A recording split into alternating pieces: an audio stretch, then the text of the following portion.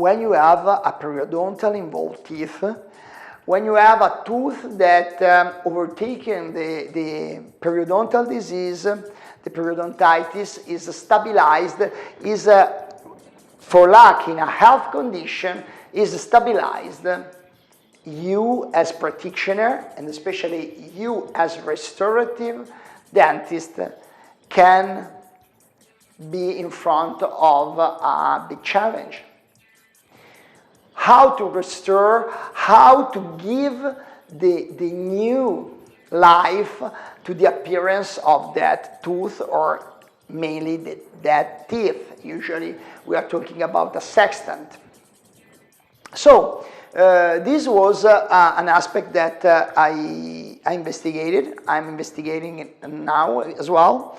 And we have to start from an important point of view, that when these teeth had this type of disease, as the periodontitis, these teeth are lost the privilege of the perfect aesthetics, because they have these black triangles, they have this flat papilla, and usually they have an alteration in terms of ratio. So the length of the teeth is increasing in a different way compared to the width, okay?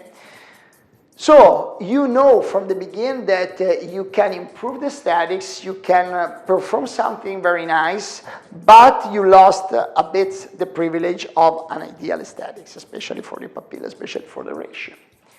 And how to do this improvement, even if we accept a small compromise, but anyway, we are able to provide to the patient a big service in terms of aesthetics, in terms of appearance, in terms of self-confidence with their smile, could be in a different way, could be mainly in three options.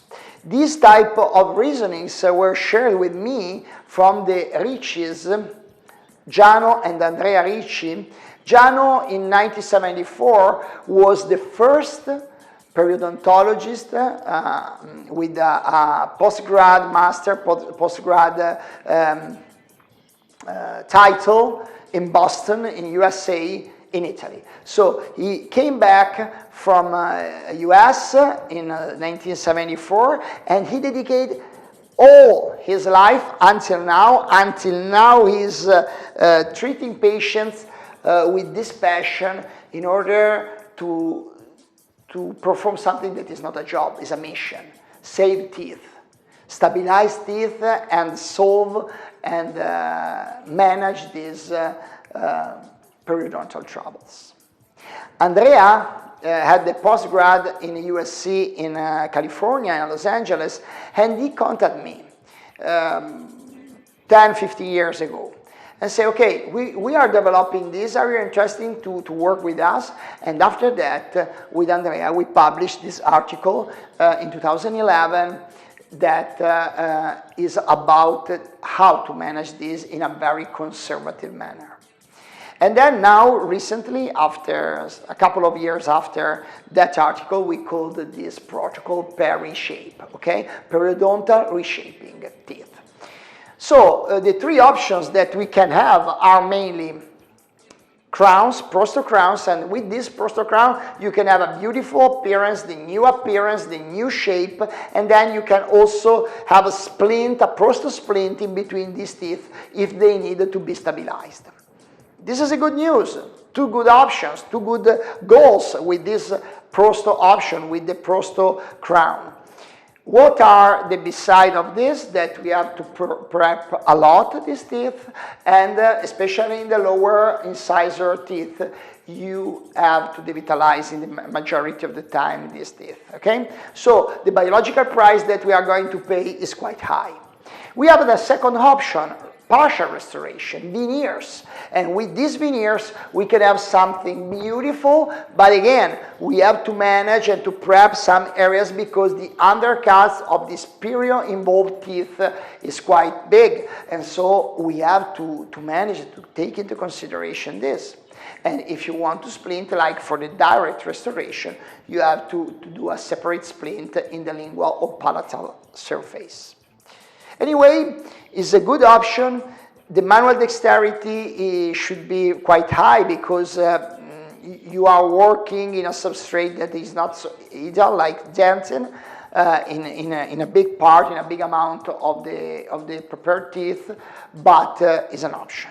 The third option, that is the one that we introduce with our article, with our approach, is the less invasive, totally less invasive that you can perform, direct composite. The perio-shaped concept is to create a best shape that you can give to these teeth with direct layering. Direct layering, it means that you don't have to manage the undercuts because you can just fill it up. You can just fill all the spaces without any preparation. So usually the prep is zero. And then the other good news that you can modify this restoration after time, and you can manage them, and you can modify them if you see that some clinical feedback is not like you supposed.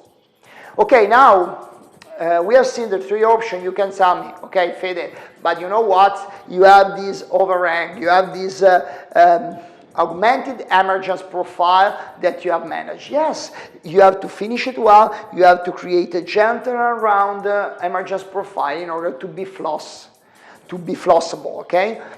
But this is the same problem that you have with the direct restoration. It's not a matter of type of technique. It's a matter of type of space that you have to close.